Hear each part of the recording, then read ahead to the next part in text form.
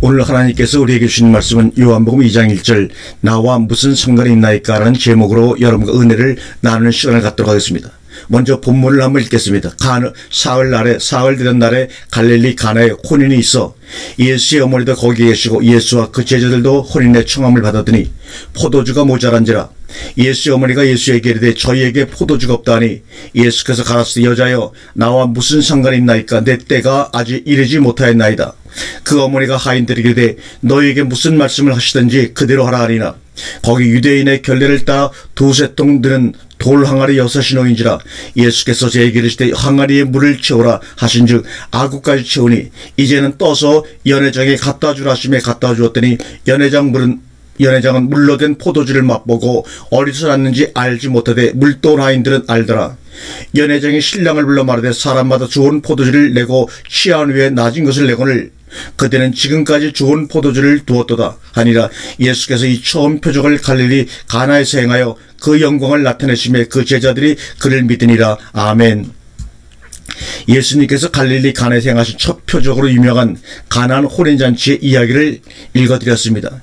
이 표적이 관심을 기울이도록 하는 것은 우리 일반인들이 쉽게 납득하기 어려운 몇 가지 사실들이 예수님의 말씀 속에 담겨져 있기 때문입니다. 모친 마리아에 대하여 어머니라는 칭호 대신에 여자여 나와 무슨 상관이 있나이까 하는 말씀이라든지 내 때가 아직 이르지 못하였나이다 등의 말씀이 있고 난 후 연후에 또 바로 물을 포도주가 되게 하는 이적을 베푸는 등 잘못 앞뒤가 맞지 않는다는 엄표들이 있기 때문입니다. 아마 요한복음의 증거대로라면 첫째 날과 이튿날이 지나고 사흘 되던 날을 명시하고 있는 바대로 사흘 되던 날의 중요한 사건이 혼인집의 초청으로부터 시작되고 있음도 예사롭지가 않습니다. 예수의 행적 하나하나가 우리에게 메시지인 바 우리는 그의 자취를 진지하게 살펴볼 수밖에 없는 것입니다. 혼인잔치는 신랑과 신부가 성인이 되어서 부모 곁을 떠나 하나가 되기 위한 예식을 치르는 잔치입니다. 이날은 대개 동서양을 막론하고 손님을 초청하여 잔치를 하는 것이 상례입니다. 이 잔치에 예수와 그의 모친과 제자들의 초청을 받은 것입니다. 초청받은 손님으로서 당연한 예는 혼례 당사자를 축하해주고 잔치에 참여하면 되는 것입니다.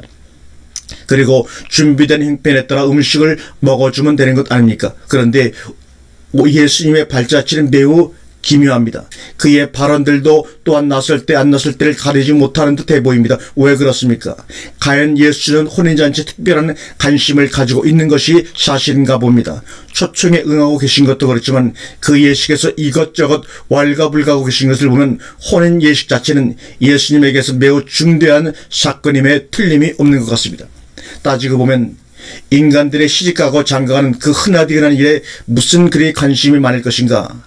이미 첫째 날의 세례 요한의 증거와 둘째 날의 모습을 보면 공생의 삶이 시작되고 있는 상황인데 사사로운 잔치에 참여할 일은 없었을 것입니다. 그런 만큼 오늘 우리가 살펴보고자 하는 혼인잔치는 매우 중요한 사건임엔 틀림이 없는 것 같습니다. 성경은 전부가 신랑과 신부의 이야기로 가득 차 있습니다. 혼인잔치의 이야기로 점철되어 있다고 해도 과언이 아닌 것입니다. 일륜지 대사라고 하는 혼인잔치도 중요할 것이지만 예수님께서 관심을 기울인 것은 당신 자신이 신랑이 되고 정결한 신부를 맞아야 혼인잔치를 벌이고 싶어하는 그 마음이 그대로 노출되어 있는 것입니다. 바로 여기에 예수의 전 관심이 집중되어 있다고 보아도 과언이 아닐 것입니다. 그런데 오늘 여기 혼인잔치의 주인공은 예수님이 아니라 신랑 신부가 따로 있습니다. 다만 예수님은 손님으로 초청된 것에 불과합니다. 잔치는 자신의 잔치요 예수는 그 잔치의 손님으로 밖에는 아무것도 할 수 없는 자리였습니다. 이것이 바로 인생입니다. 인생들은 저마다 자신의 잔치상을 버려놓고 신을 초청합니다. 신은 다만 자신의 인생을 지켜봐주고 잘해주기만 하면 됩니다. 그리고 잔치는 내가 하면 되는 겁니다. 모두가 신을 위하고 섬기고 봉사하고 좋은 상을 차려서 마음껏 드시기만을 바라고 있습니다. 그리고 축하해달라고 합니다. 이것이 인생들입니다. 여기서 하나님의 존재, 예수님의 존재 의미는 과연 무엇인가? 다만 구경꾼으로 밖에는 더 이상 자신의 역할을 할 수 없다는 데 신의 슬픔이 있는 것입니다. 여기에서 또한 인생의 비극이 시작이 되는 것입니다. 혼인잔치에는 반드시 포도주가 있게 마련입니다. 기쁨을 노래하고 즐거움을 더하기 위한 필수품인 것입니다. 바로 인생들이 빚어서 만들어 마시고 있는 포도주가 있는가 하면 새로운 포도주가 있다는 것을 여러분 아셔야 합니다. 헌 포도주와 새 포도주입니다. 옛 포도주는 우리를 잠시 즐겁게 하는 포도주요 반드시 고갈되게 되어 있습니다. 가나안 혼인잔치에서도 웬일인지 포도주가 떨어졌습니다. 그것은 당연한 것인지도 모릅니다. 당신의 잔치를 빛내주고 즐거움을 더해주는 그 포도주는 언젠간 떨어지게 되어 있다는 사실을 간과하면 여전히 그것에 쏟고 살 수밖에 없습니다. 그것이 무엇을 해주리라고 포도주에 취해 있는가 말입니다. 술 취하지 말라 이는 방탕한 것이니 오직 성령의 충만을 받으라고 에베소 5장 18절에 우리에게 말씀하고 있습니다. 이 말씀을 술 취하지 말라 이는 방탕한 것이니 오직 새술에 취하라고 하는 말로 바꾸어서 표현할 수도 있겠죠. 인생은 저마다 기호에 맞는 술에 취해서 영을 즐기고 살아가고 있는 것입니다. 정치의 술, 명예의 술, 윤리의 술, 도덕의 술, 자기 의로움의 술, 종교적인 열정들의 술, 이 모든 것들은 인간이 취하기에 어느 정도 맛이 있는 것도 사실입니다. 여러분들의 신랑은 누구십니까? 무엇을 여러분의 신랑으로 맞이하고 잔치를 벌이고 있습니까? 신랑의 실세는 복이라는 당신의 욕심 혹은 당신이 그려놓은 그 희망찬란한 하나님의 나라 혹은 세상 임금이 아니던가? 그리고 예수는 명문적인 신랑이요 헛상은 아닙니까? 다만 당신의 혼인잔치를 좀 더 빛나게 하기 위해서 초청한 손님에 불과한 것은 아닌가 하면 물어보는 것입니다. 아무래도 손님으로 초청해 준 것만 해도 대단한 호의를 베풀고 있고 대단한 성의를 표하고 있다고 생각하시는 것은 아닌지요?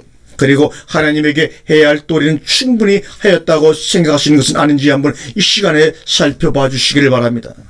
예수님은 손님이시기를 원한 적이 단 한 번도 없습니다.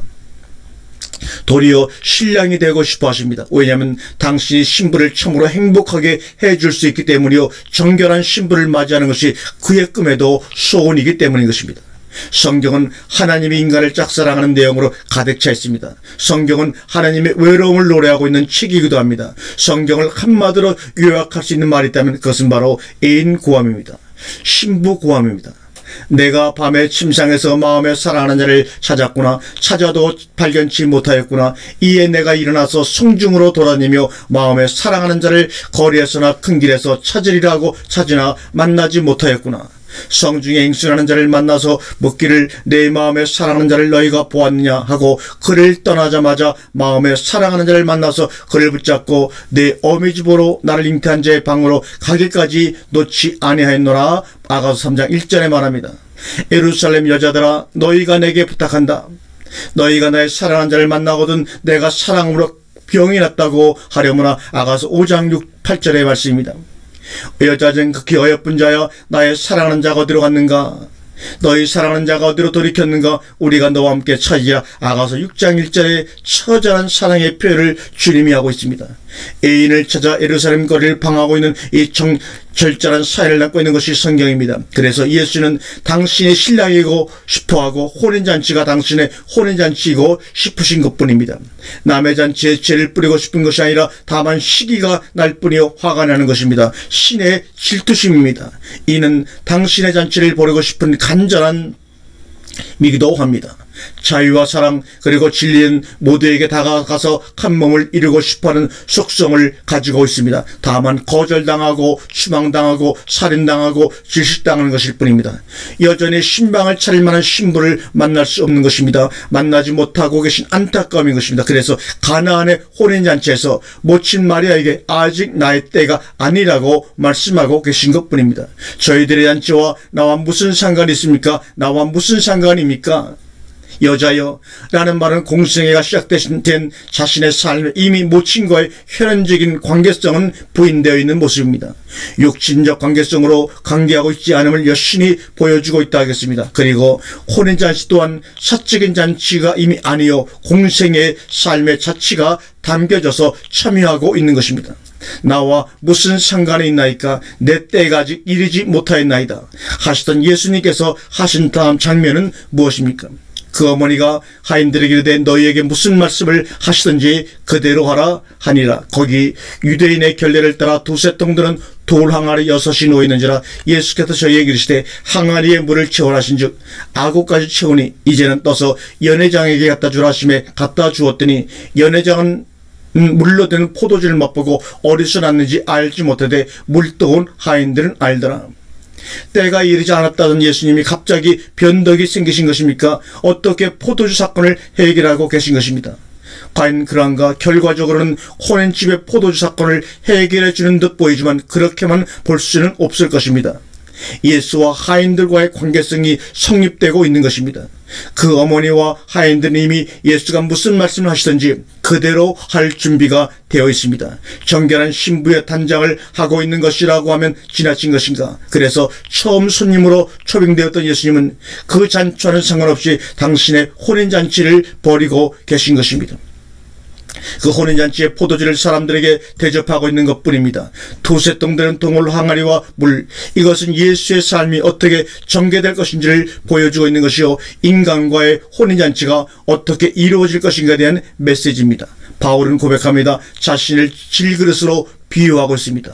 우리가 이 보배를 질그릇에 가졌으니 이는 능력이 심히 큰 것이 하나님께 있고 우리에게 있지 아니함을 알게 하려 함이라고 말합니다. 고린도 4장 7절입니다.